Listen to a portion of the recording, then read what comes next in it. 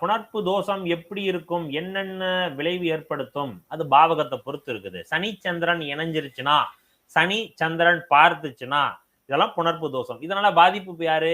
சந்திரனுக்கு தான் பாதிப்பு. அப்ப சந்திரன் எந்த பாவகத்தை குறிக்குது? இப்போ ஒருத்தங்க கேட்டாங்க, சனி சந்திரன் 8ஆம் இடத்துல உட்கார்ந்து நிக்குது, அந்த சந்திரனுக்கு சனி பார்வையும் இருக்கு, செவ்வாய் பார்வையும் இருக்குங்கிறாங்க. அப்ப நான் என்ன சொன்னேன், இது குடும்ப வாழ்க்கையில கெடுக்குமாங்கிறது, ஹஸ்பண்ட் அண்ட் லைஃப் எப்படி இருக்குன்னு கேட்டாங்க. அப்ப குடும்ப வாழ்க்கை பாதிக்கக்கூடிய லக்னம் எதெல்லாம் இந்த சனிச்சந்திரன் இணைஞ்சிருச்சுன்னா பாதிப்பு கொடுக்கும். முக்கியமா பாத்தீங்கன்னா மிதுன லக்னத்திற்கும் மகர லக்னத்திற்கும் கடக லக்னத்துக்கும் கொடுக்கும். அப்ப இதனால பாதிப்பு யாரு? இதெல்லாம் புணர்ப்பு தோஷத்தினால வர்றது. சந்திரன் பாதிக்கிறாரு. அப்ப சந்திரன் பாதிப்புக்கு உள்ளாகிறதுனாலதான் இந்த சம்பவங்கள் நடக்குது. இதுதான் புணர்ப்பு தோஷம். இப்ப சனிச்சந்திரன் இணைஞ்சு நிக்குது. எந்த ஜாதகத்துக்கு? மீன லக்னத்துக்கு நிக்குது. ஓகேவா?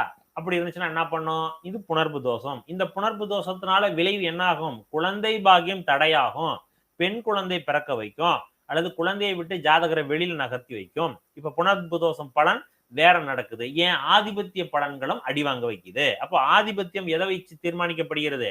லக்னத்தை வச்சு. சோ அப்போ ஒவ்வொரு லக்னத்துக்கும் அந்த புணர்ப்பு தோஷ பலன்கள், ஆதிபத்திய பலன்கள் மாறிக்கிட்டே போகும். சொன்னது புரிஞ்சுச்சுங்களா? நந்தகுமார், சுவாமியப்பன்.